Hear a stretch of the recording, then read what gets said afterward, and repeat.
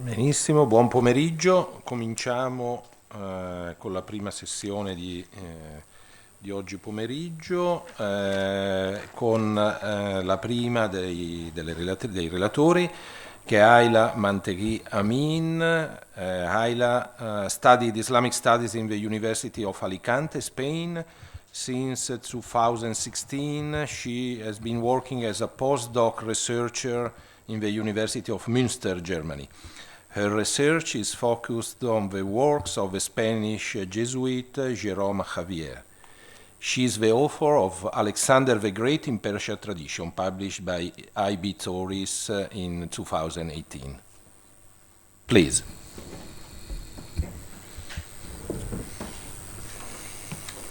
First of all, I would like to thank Federico Stella and the organizer for giving me this opportunity. Since it's after lunch, I will try not to be very boring.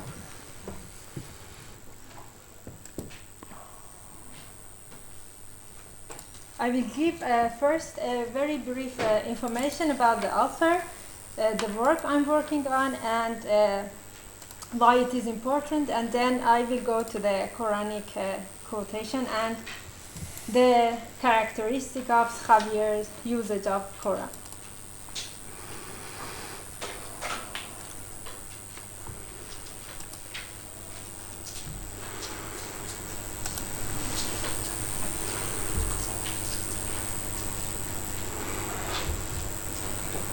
Thank you.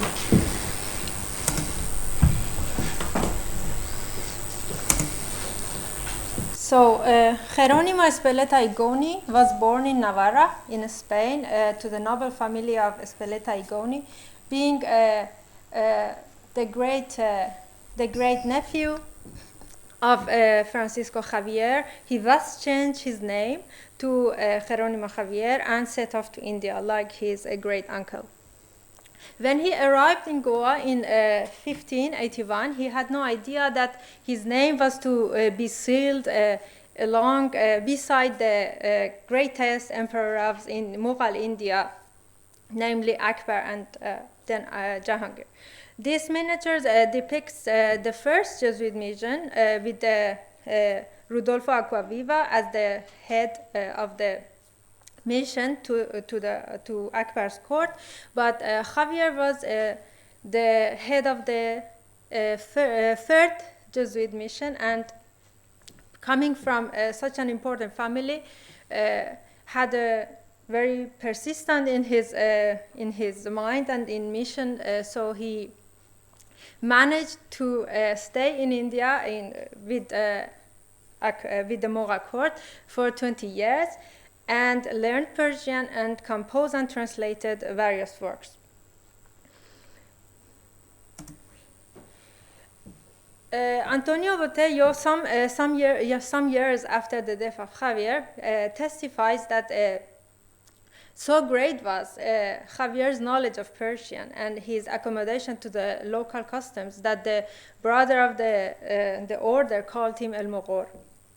And actually, when we have a look at this list prepared by Morandi, also some years later, about the works which Javier translated and composed, and this is not the whole list, we realize that his mission was very fruitful.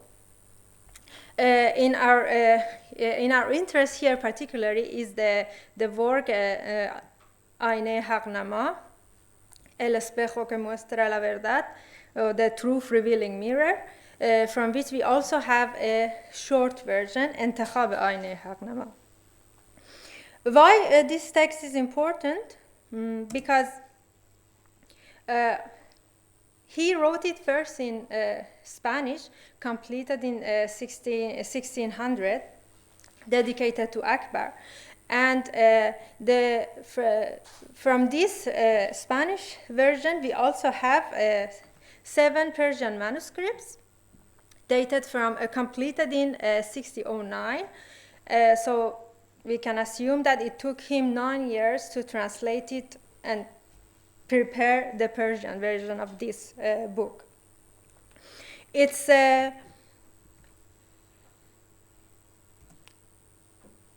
it's theological. It's not only the first theological Persian text written from a Catholic point of view, introducing the European Christianity to the Persianate audience, but it's also by bringing into discourse other non-Abrahamic religions which were which existed in India, such as Hinduism. So it became a manual for other missionaries around Asia who also had to deal with not Abrahamic religions, for instance, Buddhism.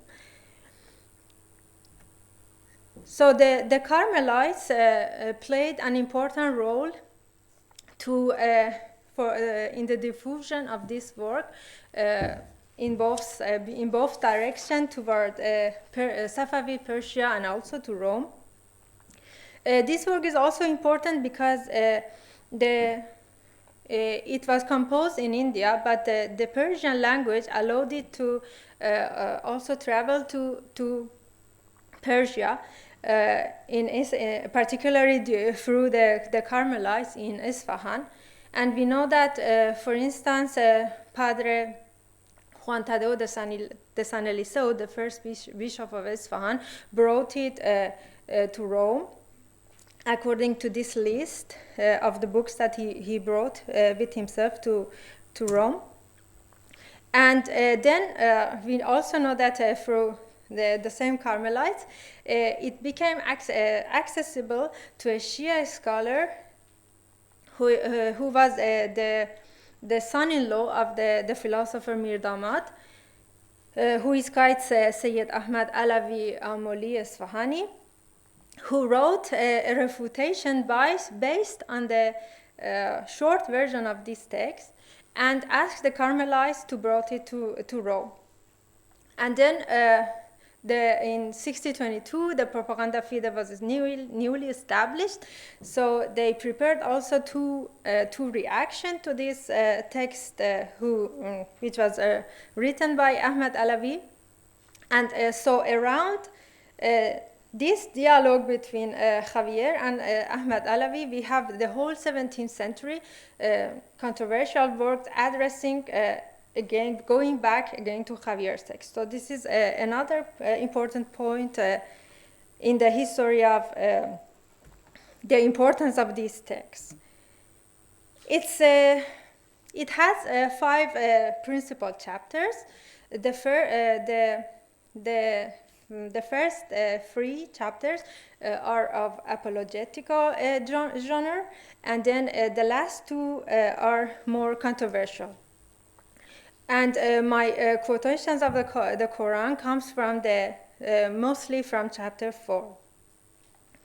It's in a dialogical framework, and the dialogue is between a padre, a philosopher, and a mullah. And it's based on a rational argumentation. I divided the Quranic criticism of Javier into main categories. First, he has a general description and criticism about the Quran, why it cannot be a divine book, because it teaches a doctrine against the reason and wisdom, and it contains many contradictions. There are many verses that abrogate other verses. It's full of unreasonable statements, and it's very disordered. And so he also critiques that unrelated subjects are treated in one and same chapter. And even the arrangement of the chapter is not always logical. Then the mullah answered that Muhammad was not the person who put the Quran together, and this order is not his fault. And this was the best argument for the padre in Ayn Haqnama against the Quran. Then we also have the criticism about the doctrine of inimitability of the Quran. And he argues that if you praise your book to the mullah, he says that if you praise your book only because of the eloquency and regardless of the rationality of its meaning, it's like to praise a book because of its precious cover. And you would not consider the book of Plato or Aristotle or Avicenna divine or a divine revelation, because at that time there was no other person who could compose such book.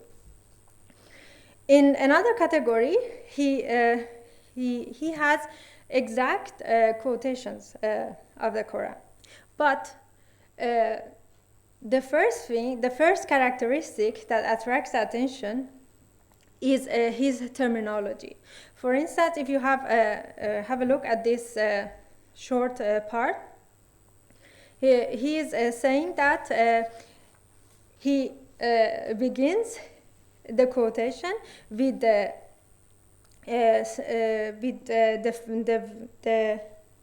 word sipare, which is a Persian word which means 30 parts, 30 divisions, referring, so instead of the Arabic word juz, he used this Persian word referring to the third division of the Quran, and then he quotes the name of the surah. In this part, for example, from this part we can also see that he was aware that, for instance, this particular verse is known among the Muslims as the verse of the sword.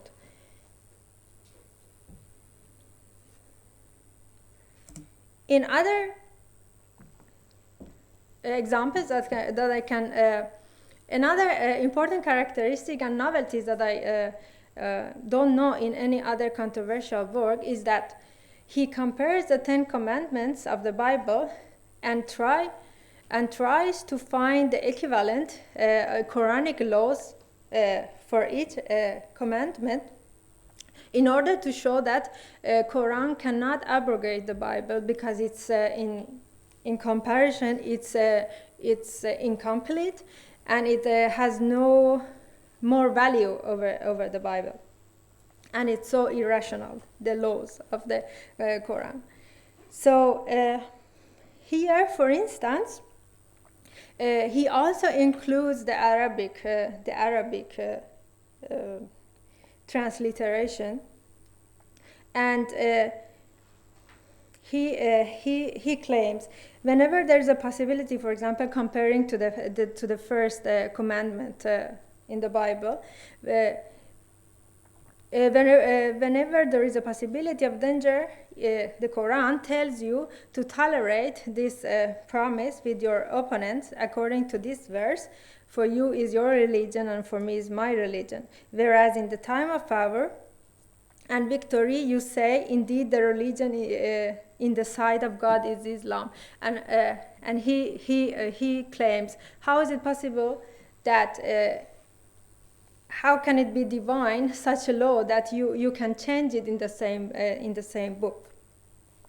In another example, for instance, he doesn't mention the exact verse or the surah, but he has a general description, and we can assume which surah he's mentioning. And this one I have it in English because it's not in the Spanish version. It's only in the Persian. For instance, comparing the second commandment, he says that in the Quran, Muhammad swears by angels, by the heavens, the earth, the sun, the moon, the elephant, the horse and the camel, the fig tree, the olive tree. So from all this general description, we know that he is referring to Surat al-Shams and At-Tin, but he doesn't mention the exact surah.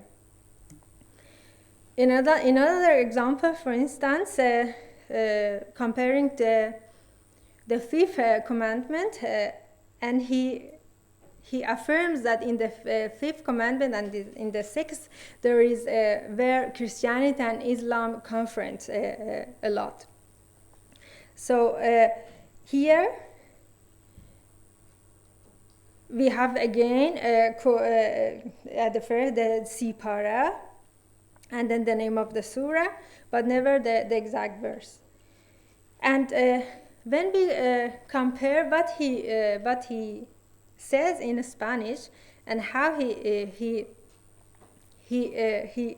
writes it, and compare it to the Arabic, and compare it at the same time with the Persian translation of the Quran, we realize that his translation here is based on a Persian translation, and it became more obvious in other example that I have here. For instance, here comparing the sixth commandment with the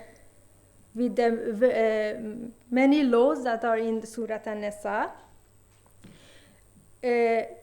He says, y como que cuatro mujeres legítimas fuesen poco, da licencia en la Sipara 16 en el Surah Mu'minin, para que tenga uno cuantas captivas mancebas quisiere, con tal de que las pueda sustentar y las tenga por suyas, y que no las eche de sí después que de él hubiesen concebido. Si lo vemos en árabe, sorry, when we compare what he's saying in Spanish with the Arabic, but then with the Persian, we see that he was using again here exactly. We can see it because in the Persian, we can see his kanizani, and kaniz is the captive mansebas, but we don't have this word in the Arabic verse. And then he continues, esta licencia concede a los casados y solteros a todos, y a las mujeres con que esté casado da licencia en el Surah Zanan. And here we clearly see that he is using the Persian word for Nisa.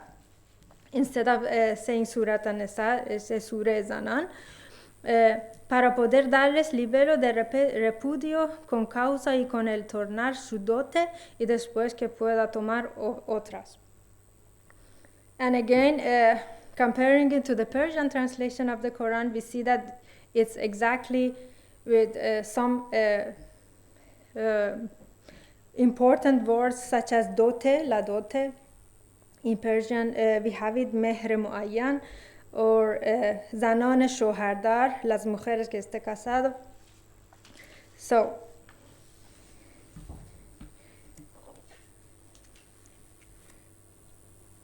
concluyo with these examples that Javier confessed, and we know that he had no idea of Arabic, and he confessed it in some of his letters. In a letter of, particularly in a letter of September 14 in 1609, exactly when he was finishing his Persian translation, touching the same topic, he wrote, as for the book of the Al-Quran, I should value it much, although I had it translated here from Arabic into Persian and from Persian into Portuguese.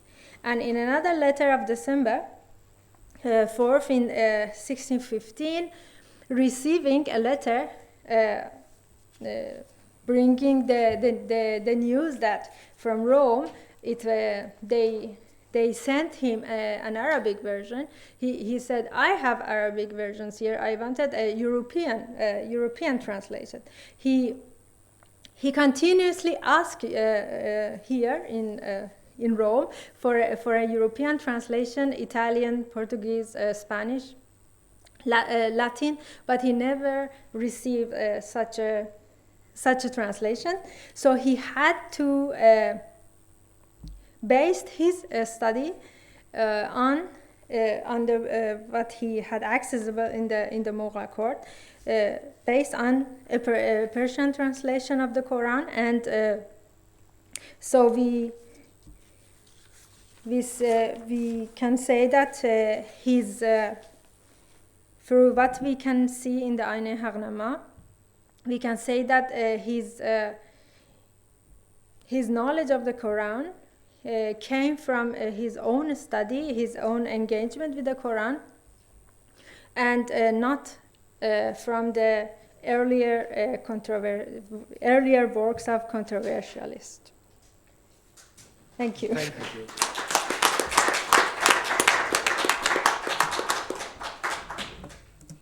Thank you, Haila, perfectly on time. And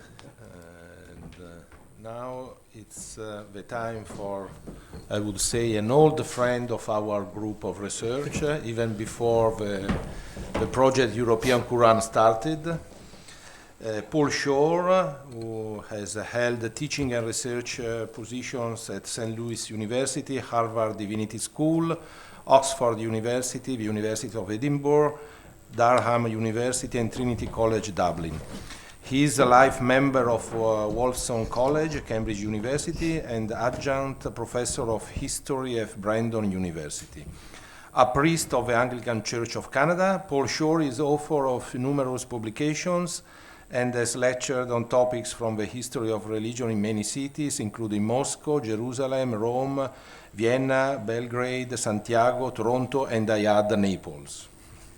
His monograph on Ignazio Lomellini, the much-awaited monograph, which is the topic of today, is going to be published during this year, inshallah. We hope, inshallah.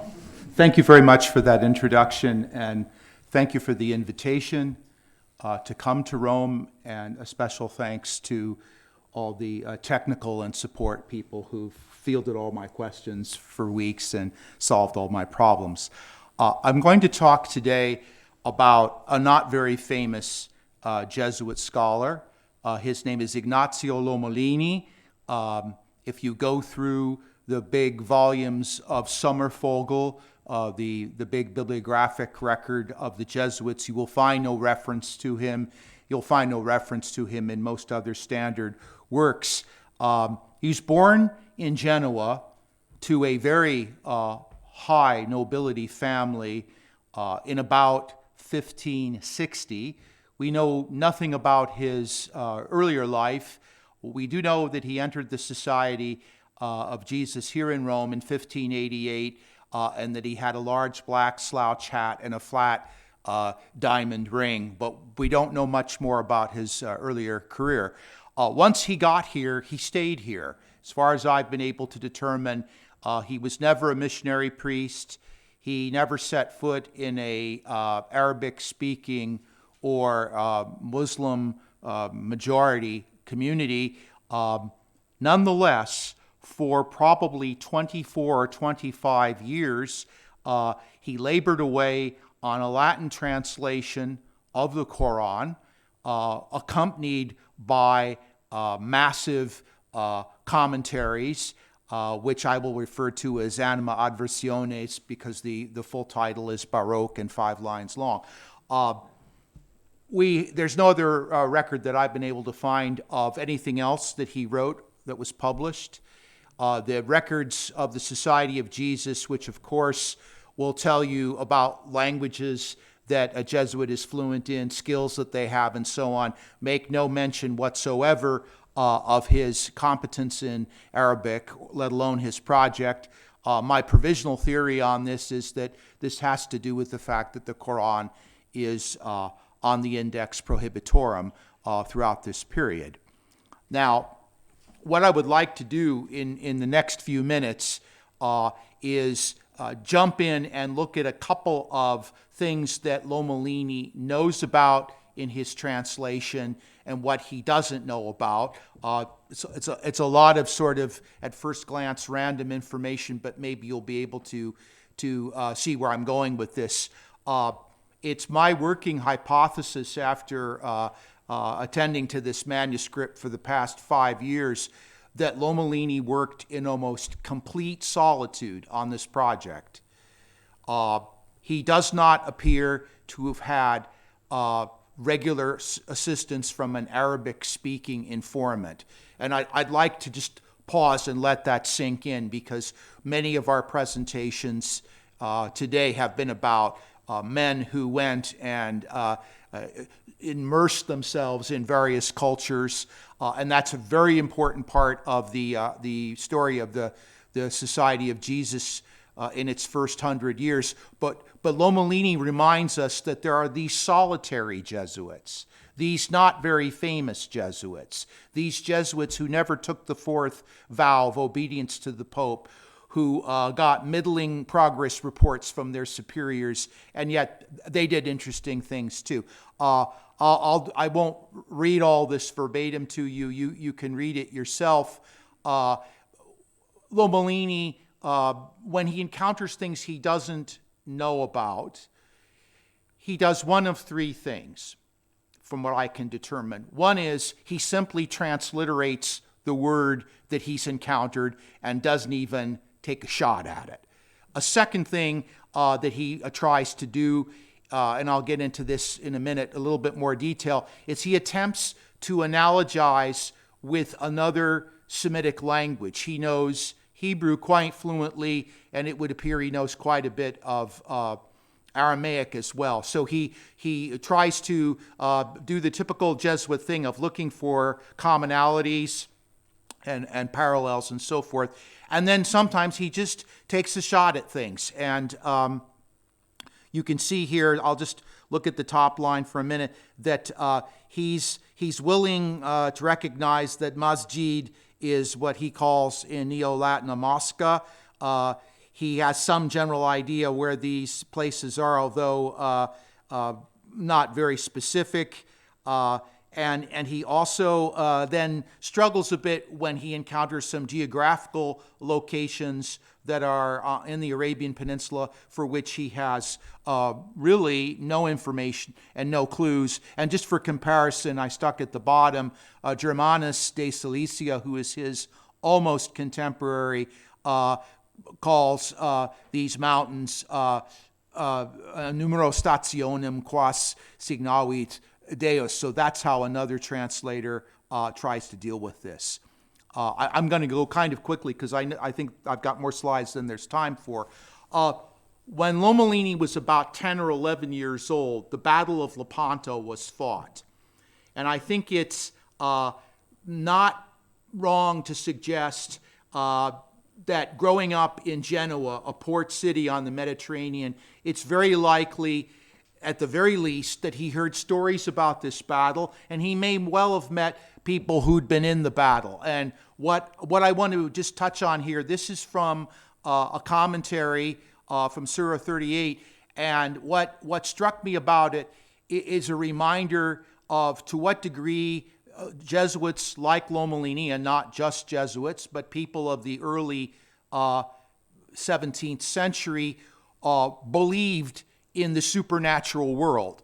Lomellini's take on the Battle of Lepanto, which has ended up in all of our history books, is that there were our angels and their angels. He doesn't say that their angels were fake or imaginary. They're real, they're just on the wrong side. And so there's a navale proelio contra Turcos, and I've stuck this picture in because it is representative of the image of good and bad angels fighting. And it struck me as I've been working on this document, it was finished in 1622, exactly 400 years ago, that although Lomellini lives a millennium after the Quran is revealed, almost a millennium, that in many ways his worldview is closer to that initial Quranic worldview than it is to most of us today. He is still, in some ways, quite pre-modern. What else does he draw on? If he doesn't have sources or support that are native speakers of Arabic, well, he's aware of Recoltas de Montecroce, and that figure crops up in a number of his commentaries. I'm kind of intrigued, and there may be someone here who can shed light on this. I've been working on the internet and not in libraries now for 2 years, so I'm missing a lot of things. But I'm wondering how Baghdad became Baldak. And if anyone wants to send me an email on that, I'd be very interested to know the phonetics. Anyway, this is one source that he has access to, and he uses it to quote. It's also interesting that this source is easily identified, but then at the bottom is another source with a very generic name, which I've not been able to isolate or identify, a Tractatus Mortis, which is cited many, many times, and there are many such documents with that name. But so the instance of a very well-known source and a source that has yet to be identified.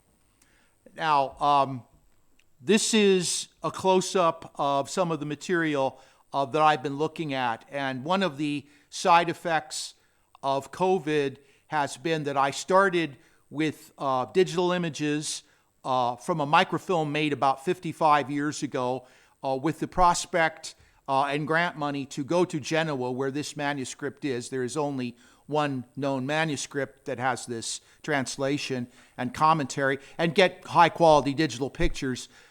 That's been a complete bust. Maybe someday I'll be able to get those photos, but I've been working from the sort of thing you see here. And this is from the introduction to Surah 37. And I've included it because the number of ayat in a surah, there's a great deal of variation, as I'm sure lots of you know. But to my knowledge, Lomellini, the Quran manuscripts that he's using, and he acknowledges that he's got 4 that he's working from, they exhibit the widest range of number of ayat inside a surah that I'm aware of. What he is calling an ayat, he's using the word periodum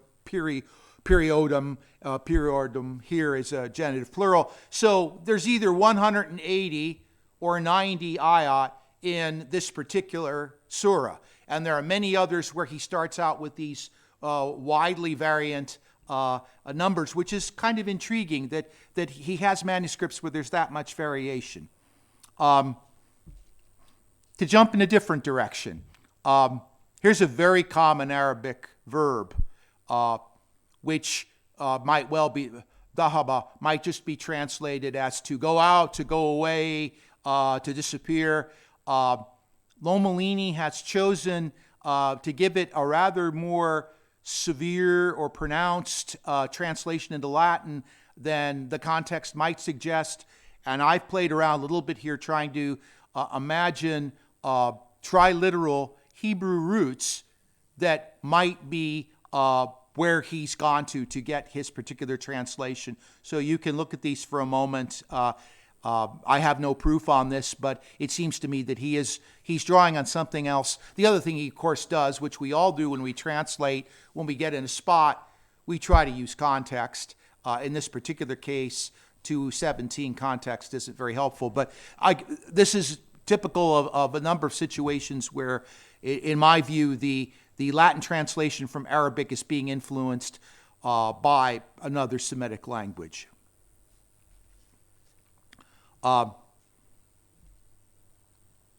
Okay, here's another example of trying to translate, but here there's something else going on. As you know, early modern translators and commenters on the Quran often took the position, if there's several possible translation choices, take the one that makes the Quran look the worst. I'm speaking of Christian translators here. So here we have a word which could be translated as foundation or base, and Lomellini has jumped in and decided that it might well be nates, buttocks. And so then he gets to write in a polemical way for 5 or 6 sentences about how this is offensive, it is ridiculous, it is obscene, and so forth. And there are a number of instances where he does this. He's certainly not the only translator to do something like this, but this particular leap from foundation to a part of the human body, in my experience, for this passage, is unique. This is something Lomellini may have come up with on his own. sometimes context is no help at all. Famous battle fought during the lifetime of Muhammad and mentioned in the Quran. It's a context where the Muslims were victorious. Lomellini doesn't know that this is a place name. He's out there guessing and looking at the triliteral roots. They don't exactly match the triliteral root in Arabic for mercy, but they're kind of close.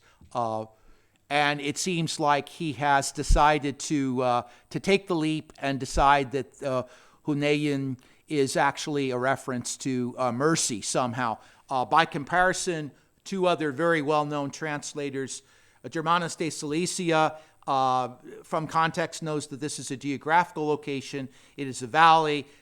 He's chosen Angustiae. I suspect that's also a guess as well. And Marachi, who is the towering translation figure, plays it safe and simply transliterates here. Just how three translators working on their own are dealing with a kind of tough problem.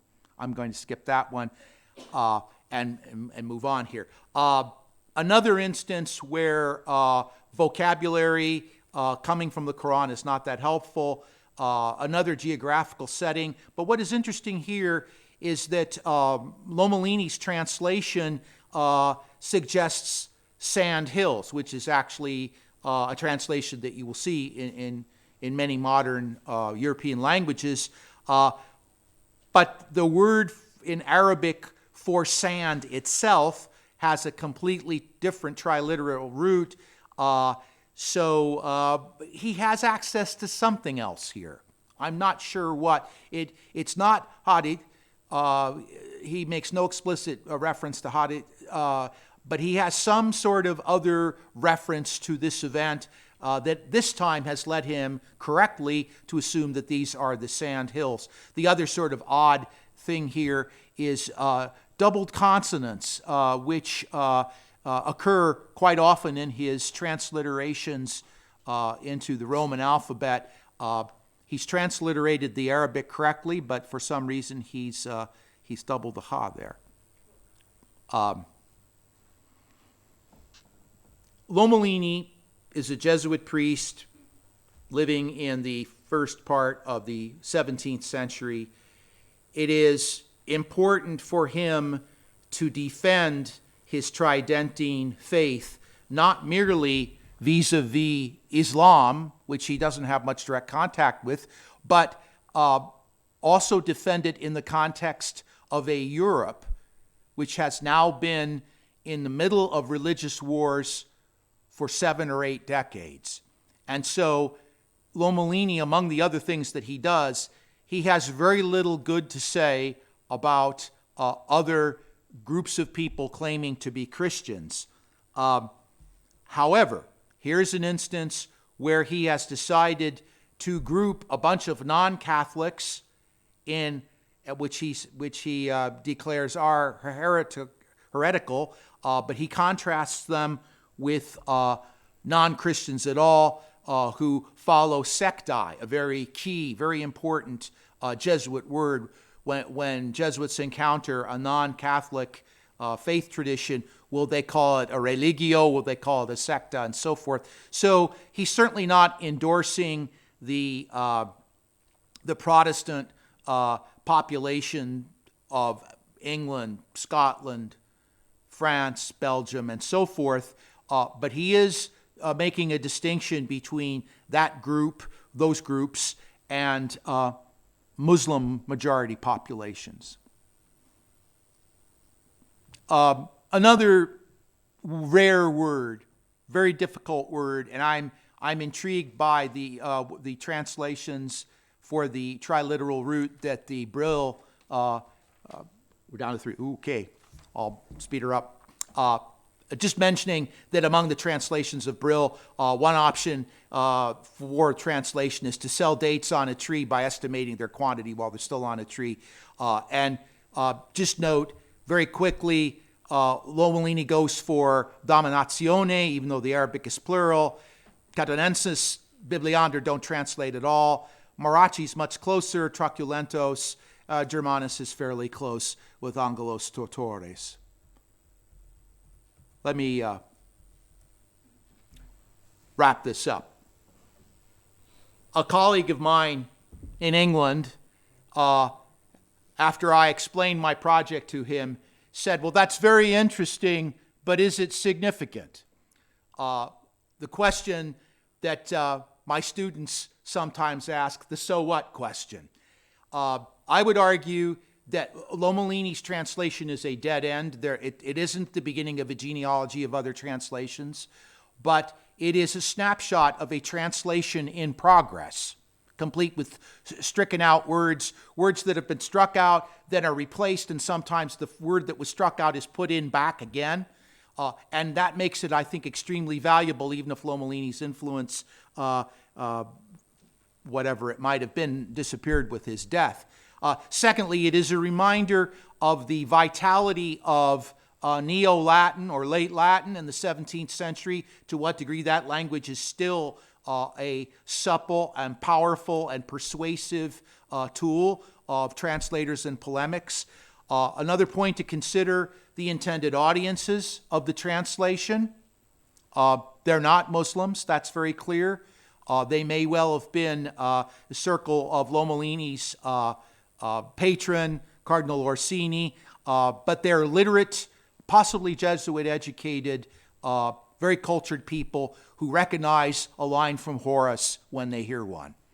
The Quran, it's just a reminder with this translation that the Quran poses challenges, unlike a botany text or a medical text, because the personalities and events in the Quran often also are personalities and events that are found in Christian scriptures, although presented differently. So Lomellini, like any translator of the period, has to talk about Noah and Jesus and Mary, but do it in a way that shows that the Quran hasn't gotten their stories right.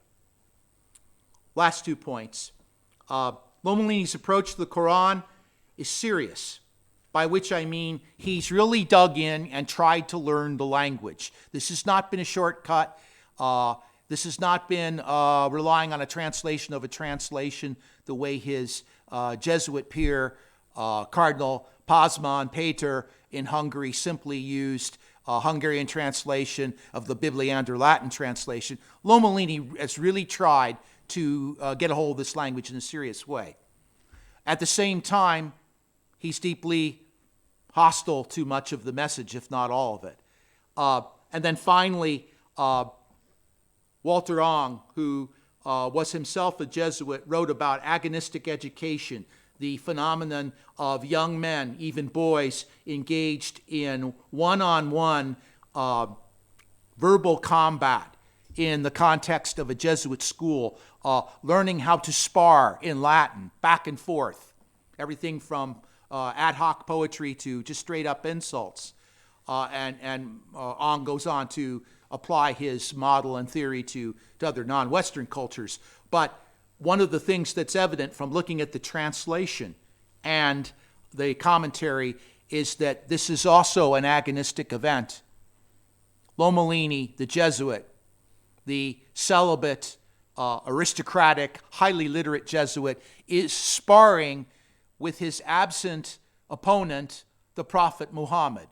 And if I had a couple more hours, I could talk about all the ways in which Lomellini goes after the Prophet Muhammad's moral character, his educational attainment, his poor judgment, his lousy Arabic, and so forth.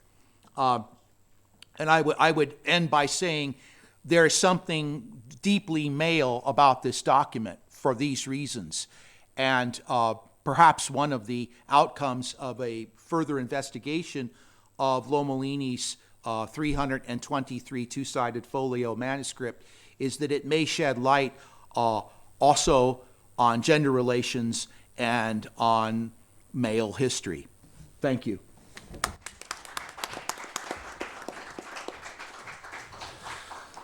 Thank you, Paul. Yeah.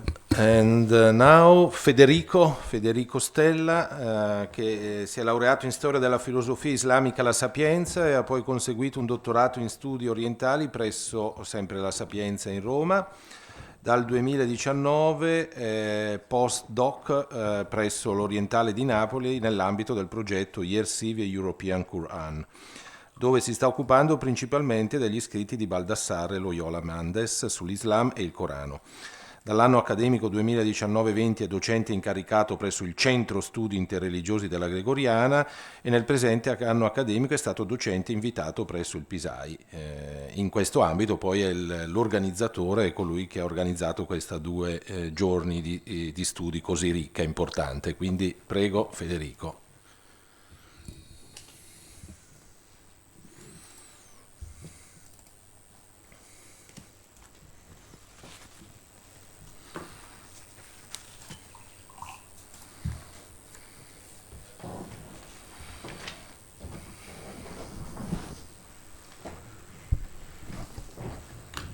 Buongiorno e grazie per l'introduzione.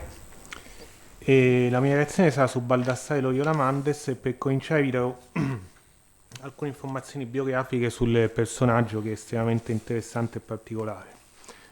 Baldassare Loyola Mendes fu un sacerdote gesuita di origini marocchine convertitosi dall'Islam al cristianesimo.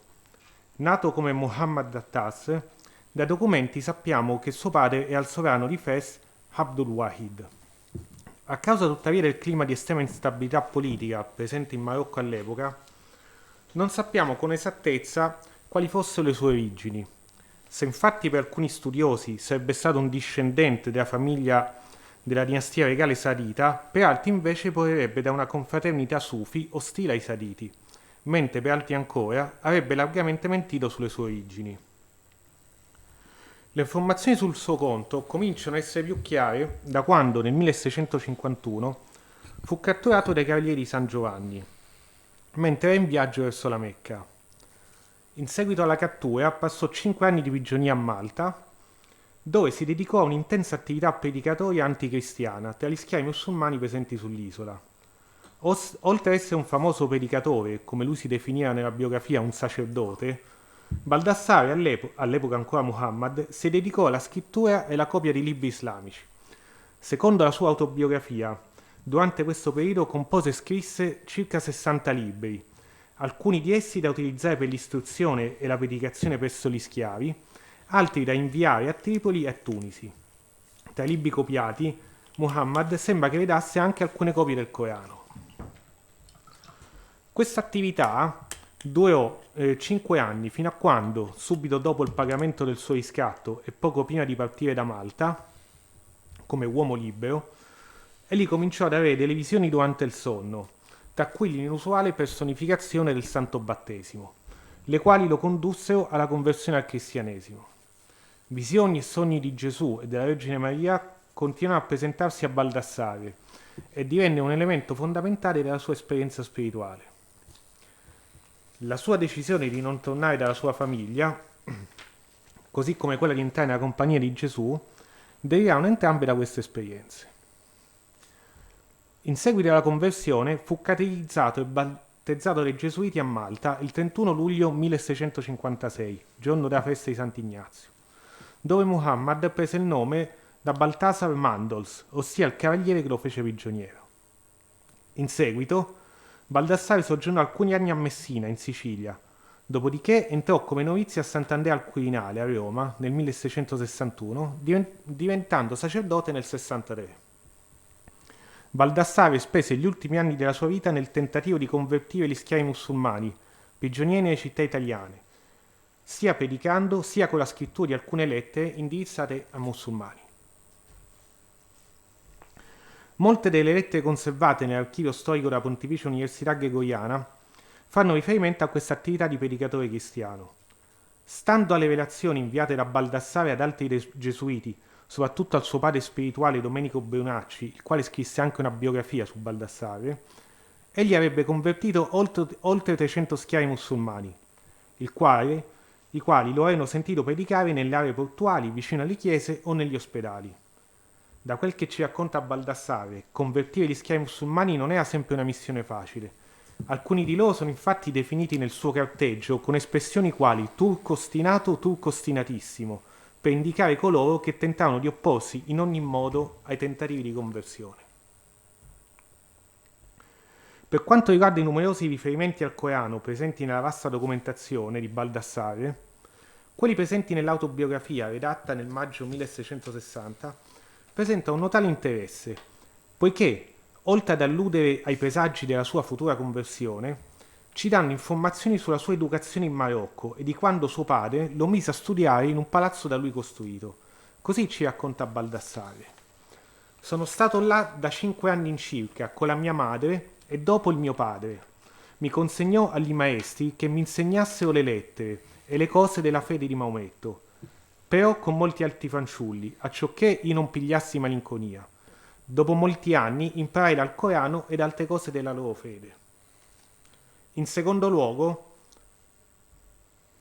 la sua autobiografia è interessante poiché ci dà informazioni sulla sua attività di scrittore e di copista a cui facevamo cenno, nonché anche sulla circolazione di documenti islamici tra Malta e il Nord Africa. Così ci racconta Baldassare. Trovai alcune chiese di quella fede in Malta e 6 schiavi di quella fede, però non avevano libri buoni della fede come l'Alcorano, eccetera. Io, come molto sapevo della loro fede e avevo buonissima mano nello scrivere, credevo che quello era grandissimo servizio di Dio, di copiare molti libri dell'Alcorano ed altri simili, per seminarli in quella parte dove sono molte persone che non sanno osservare quella fede. Con la loro ignoranza, così ho fatto. Cominciavo a scrivere e seminare quelli libri, praticavo il giorno e la maggior parte della notte. In tutto il tempo che stavo a Malta, in circa ho scritto 60 libri, tra quelli che ho copiato e altri che ho fatto nuovi della mia testa, contro la fede di Cristo, e mandavo molti libri di quelli a Tripoli e a Tunisi. Questa è la scrittura di Baldassare che nei documenti noi possiamo poi notare come gradualmente evolve e migliora poi nell'italiano. Non solo nell'autobiografia, ma anche nel suo diario spirituale, Baldassare fa menzione del Corano. Scritto su richiesta di Brunacci, cioè il suo padre spirituale, quando era ormai a Roma, ma contenente eventi ed esperienze avvenute durante la sua permanenza a Messina tra il 57 e il 59, Baldassare racconta che alla richiesta del suo padre spirituale quando stava in Messina di scrivere qualcosa contro l'Islam, rispose in questo modo: Dio per sua misericordia mi fece conoscere quanti sono differenti e contrari i passi suoi, cioè del Corano, e benché non aveva appreso di me il detto dal Corano, tuttavia Dio mi faceva vedere nella mia mente apertamente tutti i suoi passi come lo avessi presente.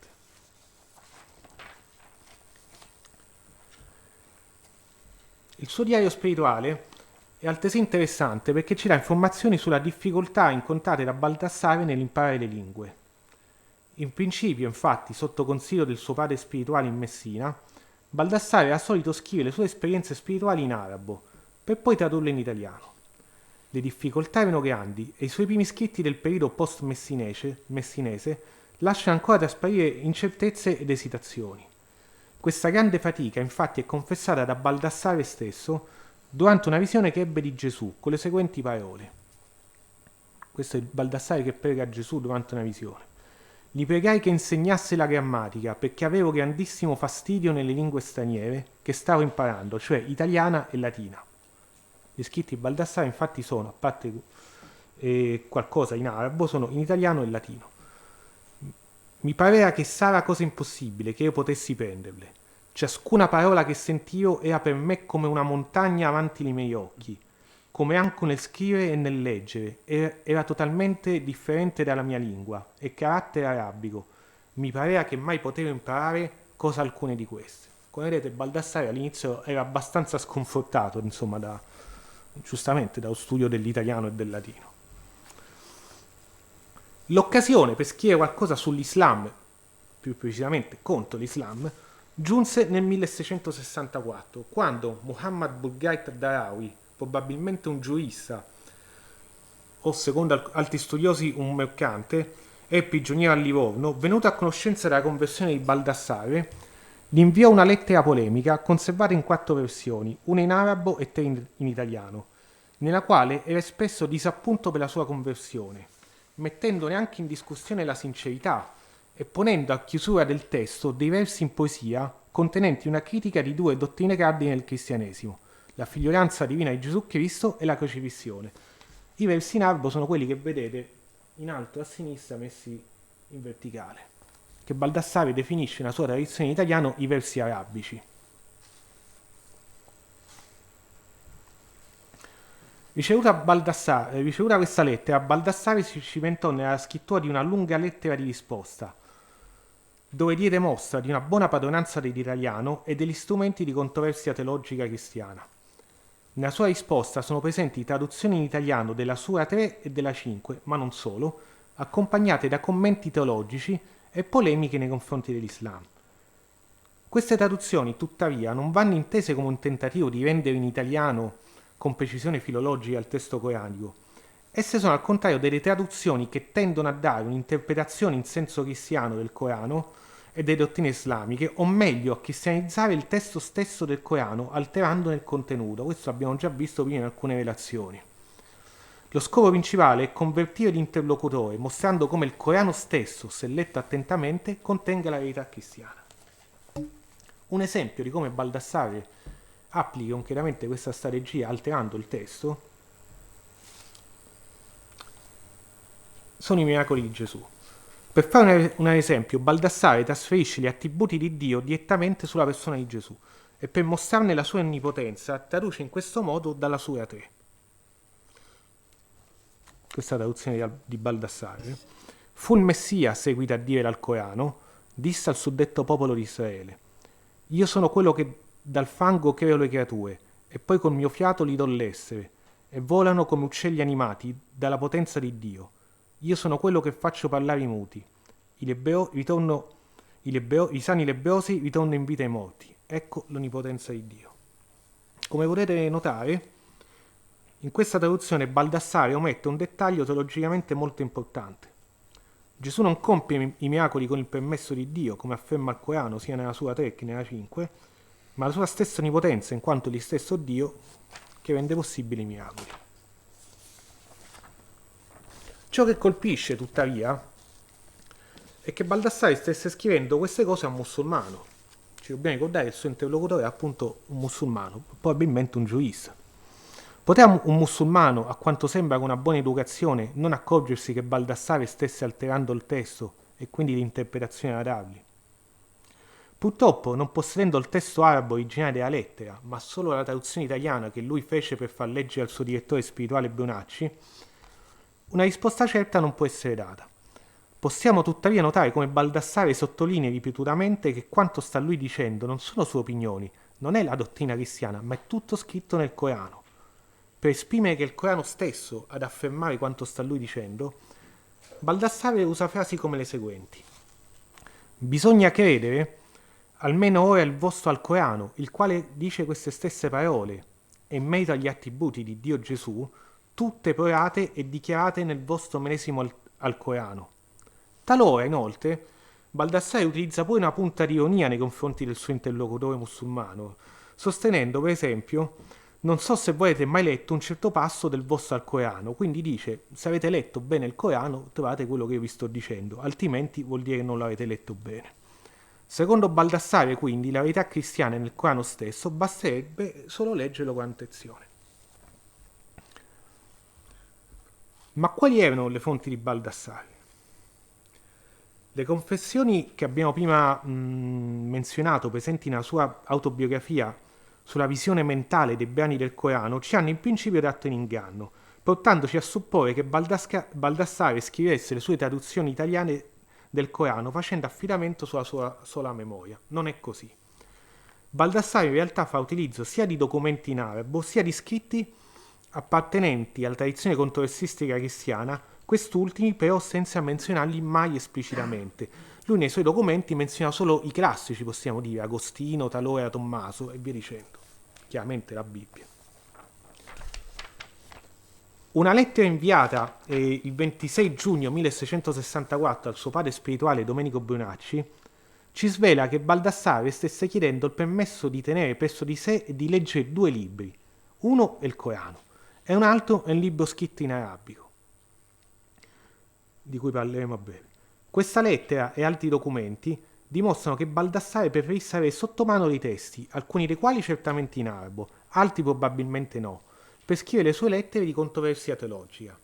Per quanto riguarda invece i commenti, cioè i commenti teologici controversistici, polemici, Baldassare molto probabilmente faceva affidamento sul Corpus Toledanum, verosimilmente nell'edizione a stampa di Bibliander, come del resto altri gesuiti erano soliti fare, e di questo ne ha parlato il professor Paul Shaw in alcuni suoi articoli, mettendo in evidenza come Bibliander fosse utilizzato probabilmente da vari gesuiti del XVII secolo.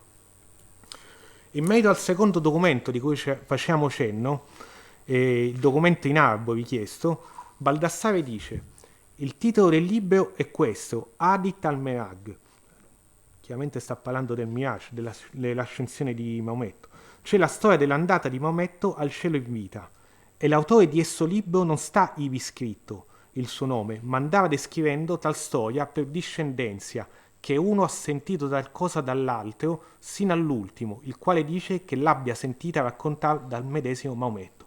Qua Baldassare fa chiaramente riferimento all'Isnad, alla catena di trasmissione in cui sono raccontati gli hadith del profeta Muhammad.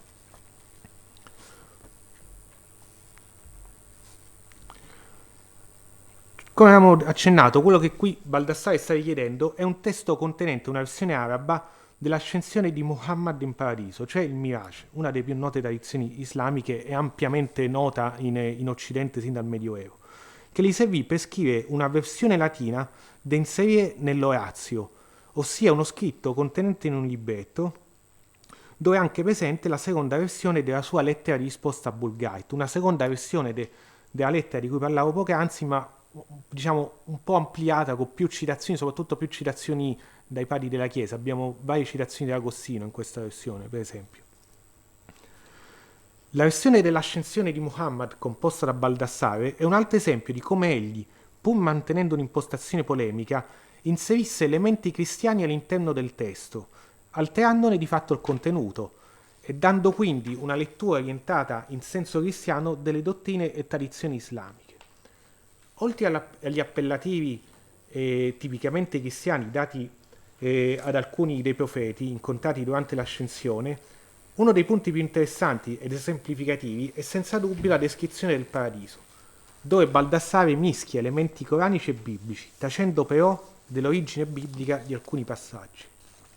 Per esempio, l'entrata in paradiso di Muhammad è presentata nel seguente modo. Come vedete, la frase in latino, la seconda parte è chiaramente una citazione del paradiso coranico, no? I fiumi di latte, miele, vino e acqua, purissima.